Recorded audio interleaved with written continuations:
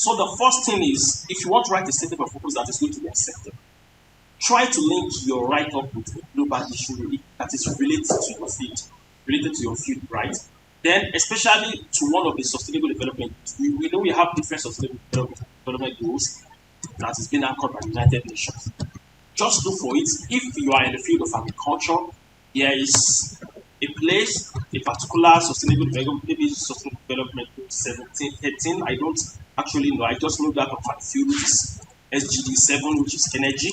So, for instance, now I'm in the field of renewable energy and I wanted to write a statement of purpose. No one needs to tell me that I have to link my write-up with a global issue, which is the problem I'm facing back in my country, and which is energy, especially in sub-Saharan Africa, and that is where I have to start.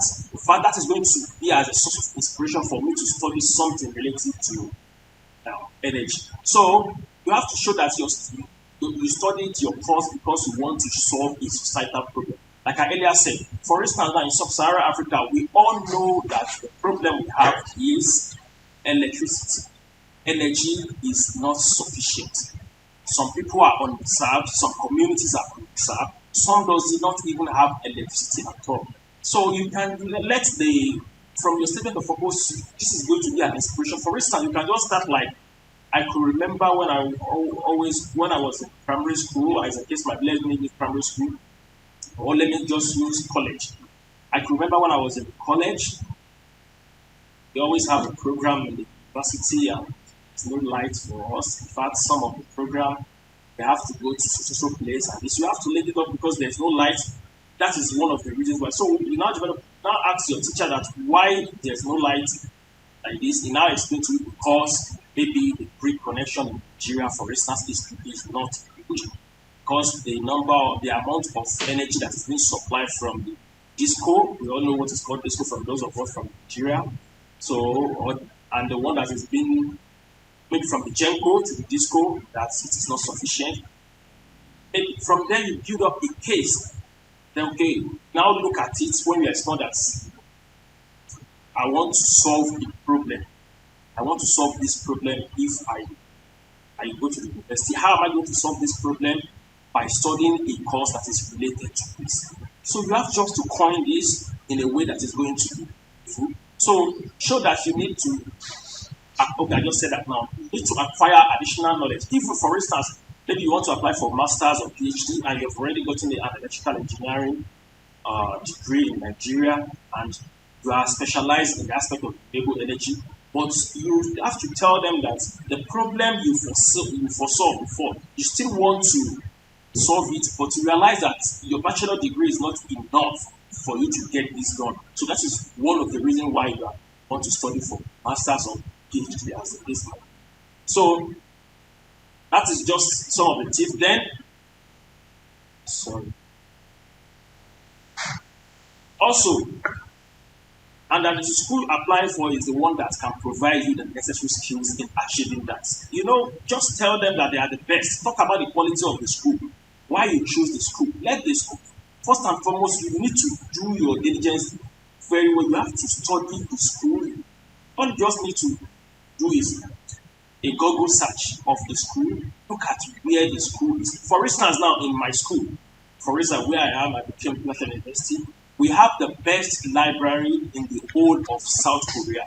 The University of Kyushu has the best library.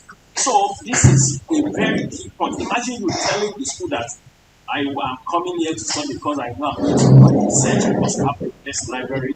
The school will say, wow, this guy has really studied us, they really wanted to come to us. So you have to let them feel among that, yes, you are the best. Tell them you want them because they are the best. So then drop the pen by stating what you will do after acquiring the knowledge. It is very, very essential.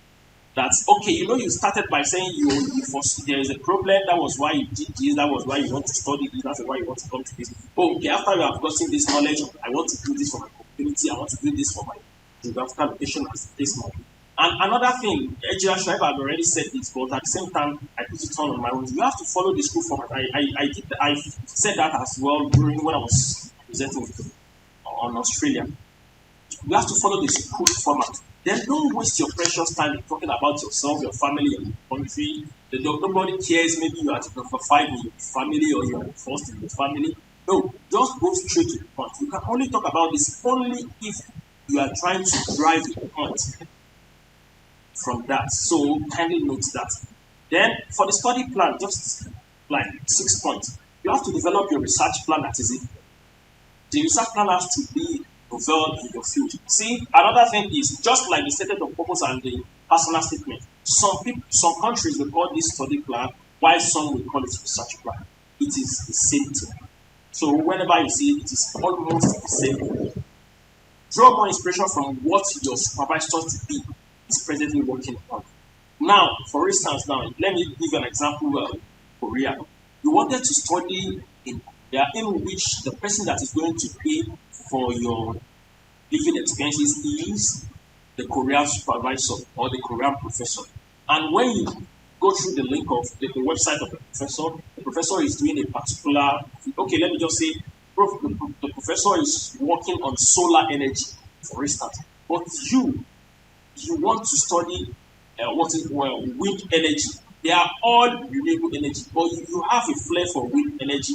But the professor is a professor that studies or that does his research on solar energy. And now you are now writing your research proposal that in line with what's it called, wind energy. Do you think the professor is going to take you? No, because the money he wants to pay is from the research money he or she wants to pay. He got it from his own research that he wrote to maybe the national body in Korea or elsewhere. So make sure you write something that is related to the professor's area of research. It is very, very important. You can bring up a new research proposal if you want to sponsor yourself, yes. And in fact, let me tell you the truth, some professors will not even accept you, even if you are sponsoring yourself, for the fact that you are just going to be a waste of time to them. So you have to follow the school guidelines as well on how to write a research plan. Then you have to remember to be concise. You don't need to just, if it is one page, write it one. If it is two, write it two. Then your research plan can be changed by the professor. Some of the scholars have already said that. All you need to do is write at the same way maybe the school has authorized you to write. Then another thing is, whenever you come in, your professor can change your plan. Because remember, you are going to be funded by the professor. The professor is going to be paying you monthly stipends. So he is the one that got the project. And whenever you come, you have to work on that project because it is on that project you have to be paid every month. So forget about what you have written when you get there, because I've seen a situation in which the person said, no, I have to continue on what I've written. And imagine what you wrote, professor said, no, leave that one, you have to do this. Because the professor just got the project, and the project runs for like 3 years, and he said, okay, you are going to be the research assistant for this project, or you are going to be this for this project. So you have to have this at the back of your mind that your research plan or your research can actually change. Only way anything cannot change is if you are going to fully fund yourself. So kindly note that. And the last but not the least is about reference letter, and some of the scholars have already said. Please don't choose anyone without you having trust in them and without them having trust in you. This is very, very key. Don't just use people because they are professor, doctor, engineer, doctor, professor. Name does not matter. Like Mr. Oseni just said, name actually does not matter. What really matters is someone that can trust you. Then another thing, kindly note that those professors at the same time, they are after their own reputation. They will not recommend a student for what's it called, an admission in an overseas university if the student is not a good student. Kindly note this one. Good student does not mean maybe academically sound, or that you are not even talking about being academically sound. I'm talking about your behavior. That is why some of us in the university, if you are doing masters presently, you have to make sure you display what is called a sense of humility. You have to show that to your professor, in which anytime you need their assistance, because some of us we just think that I might not even need the assistance of all these lecturers again. then you misbehave to them. You don't misbehave to anybody, even if you are not going to need their assistance, because they are the first point of contact. Imagine now when you now say that you realize that the same professor has become the HOD, and the school specifically said that you should collect a recommendation letter from the HOD. Are you telling me the professor, the same HOD is going to recommend you? No. And there are some that is going to even write a recommendation letter for you, and they are going to bastardize you. Sure. That is your mistake. So use the person that can vouch for you. It is not a must, like I said, to use a professor, but it is better to use at least a lecturer in your department. And if you are working and use, let's assume they ask you to bring two reference letter, you use one referee from your place of work and one from your what's called undergraduate school or your master's school, as the case might be. Please don't use the two from your place of work, because you are not seeking a job. Who are seeking an admission academic. So they have to, they want to listen to someone that can really speak about you, about your academic performance. But you should know that when we are talking about academics is not just you coming to class, having A's in your result.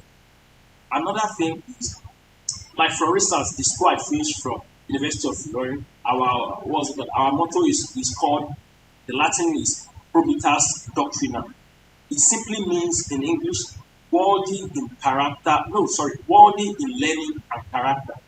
Not just about learning, and you have to be worthy in learning, and you have to be worthy in character. The two goes hand in hand. So you should kindly watch this. And at the same time, to finalize all this, make sure someone that can be trusted. And at the same time, don't use a referee. That is very key. A referee that you don't trust. Don't just send random message to people that I want you to be my referee. Some people will just tell you, okay, but for you to just leave them, they will not, when they receive the link, they will not even respond to the link. And you are going to lose the admission. And even if you have 2-1, and you see someone that has 2-2 with a very good reference letter getting admission to the university of his or her choice. So, thank you so much.